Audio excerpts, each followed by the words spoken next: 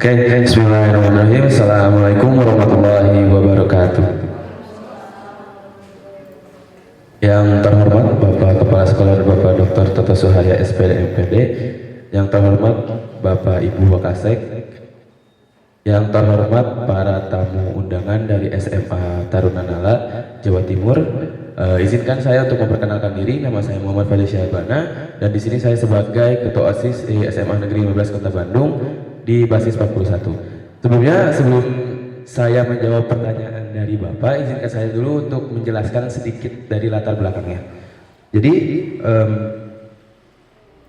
latar belakang mengapa OSIS kami itu bersedia atau ingin bekerja sama dengan program kerja sekolah, karena menurut saya sendiri apa yang dirancang dan dijalankan oleh Bapak Kepala Sekolah kita itu adalah suatu inspirasi atau insight yang bisa memotivasi bahwa OSIS itu tidak hanya menjalankan suatu proker, OSIS itu tidak hanya menjadi sebuah IO di saat ada acara sekolah, tapi OSIS pun harus mempunyai jiwa kewirausahaan. Karena di dalam segmennya itu sendiri, di seksi bidang 6, mohon maaf apabila ada salah, itu sudah diajarkan bahwa di OSIS sendiri itu sudah bisa untuk melatih kewirausahaan. Nah, dan juga di zaman abad 21 ini merupakan suatu perkembangan teknologi yang sangat signifikan. Nah, di saham itu sendiri merupakan salah satu celah, karena dibandingkan dengan investasi yang lain, saham itu sangat mudah diakses karena tidak perlu modal yang cukup besar asal kita mempunyai ilmu. Dan dibandingkan dengan investasi yang lain, misalnya kita ambil mungkin dari emas itu dengan yang murni itu harganya udah sampai jutaan ke atas karena ya terbatas sumber dayanya. Tetapi kalau misalkan di saham, harga dengan satu lot itu 20.000, 30.000 sampai 50.000 itu sudah bisa dimiliki. Jadi satu lot itu ada 100 lembar. Nah, itu yang melatar belakangi kita, karena OSIS itu kalau misalkan terus-terusan kita nyari uang dengan cara wirausaha dagang atau apapun, itu kemakan oleh pasar atau misalkan kemakan oleh masanya, trennya lagi apa. Tapi kalau misalkan kita berinvestasi di saham, berinvestasi dengan suatu saham di sebuah perusahaan, itu asal perusahaannya itu bisa menjalani dan mempunyai kredibilitas yang baik, itu menurut saya terpercaya dan cukup meyakinkan jika dilihat dalam prospek ke depannya. Dan juga untuk dana abadi OSIS ini tujuannya adalah bukan untuk sekarang, tapi untuk 5 atau 10 tahun ke depan lagi. Mungkin di angkatan saya itu masih belum bisa menikmati apa yang jadi saya rancang gitu. Tapi untuk misalkan 5 sampai ke 10 tahun ke depan itu insya Allah, kalau misal dari angkatan kita dan seterusnya itu bisa konsisten, insya Allah itu bisa mendapat feedback yang baik gitu.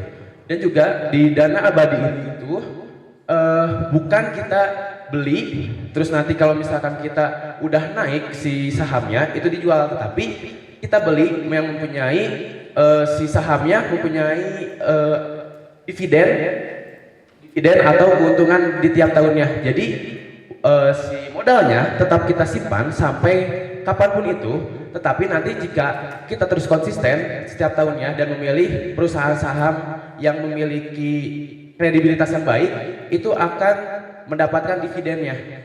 Entah itu 1 tahun sekali ataupun 1 tahun 2 kali. Jadi kita hanya memanfaatkannya dividennya aja, tidak memanfaatkan dari modalnya. Bukan seperti trading yang seperti kalau misalkan kita naik langsung jual, tapi tidak seperti itu.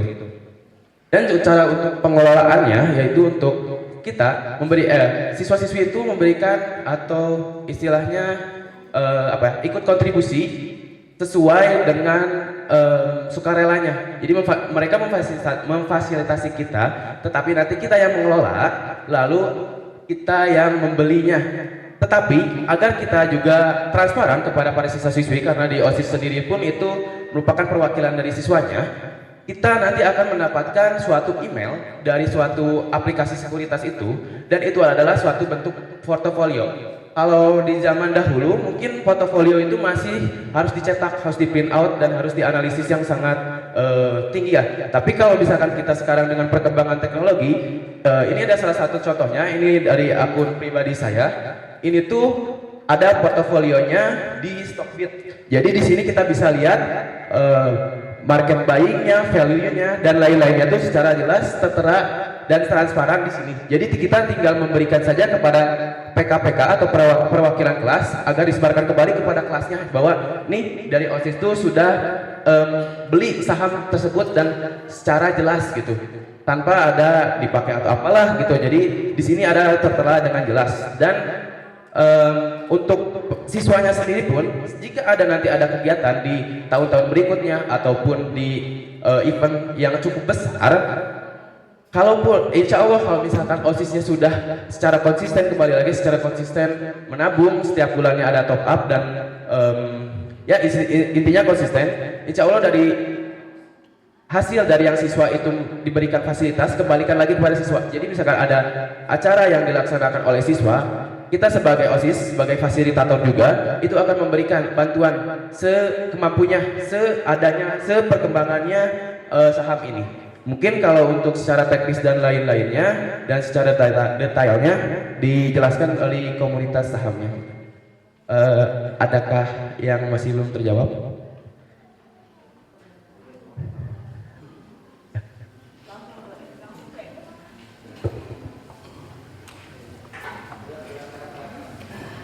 Terima kasih banyak. Ya, Bill. Assalamualaikum warahmatullahi wabarakatuh.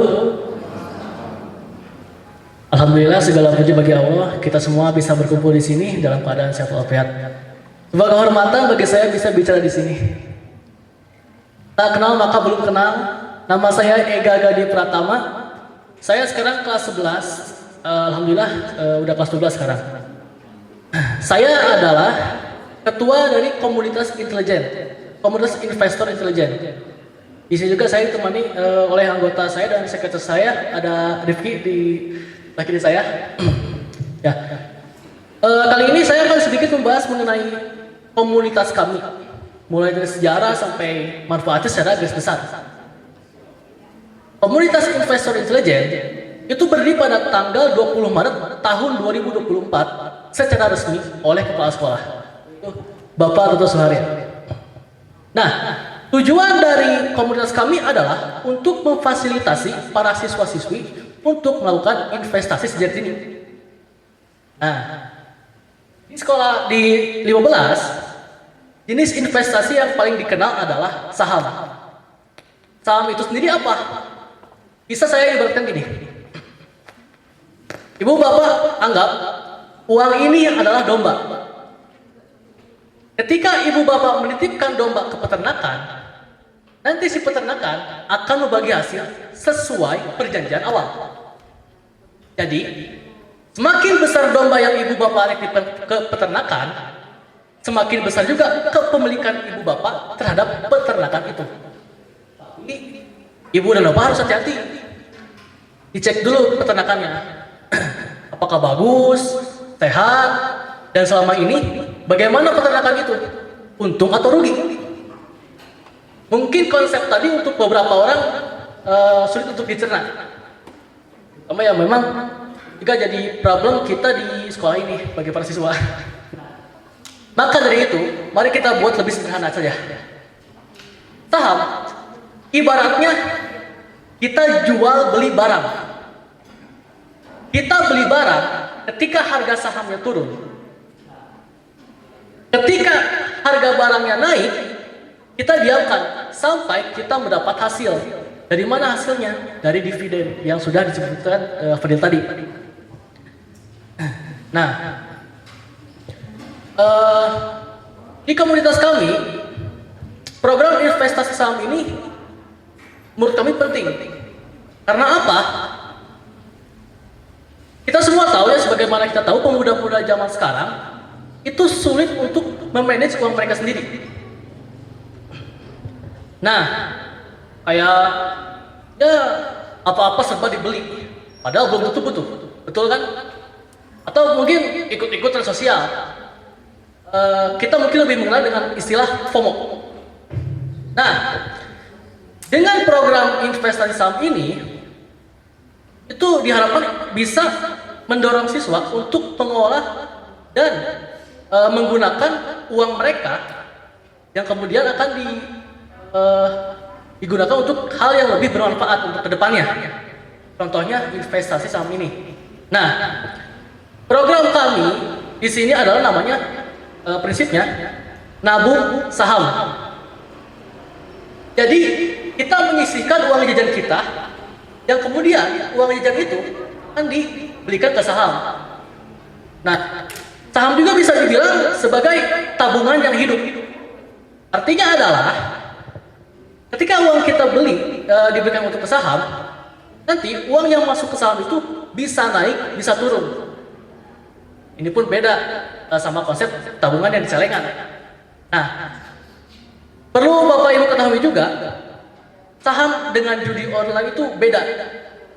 Perbedaannya adalah kalau saham kita bisa lihat bentuk fisiknya, bentuk nyata ya barang, yang dimana memang sudah terasa untuk diperjualbelikan. Sementara kalau judi kan itu barangnya uang, yang dimana memang uang tidak bisa diperjualbelikan, betul tidak? Nah, maksudnya saham itu ada bentuk fisiknya.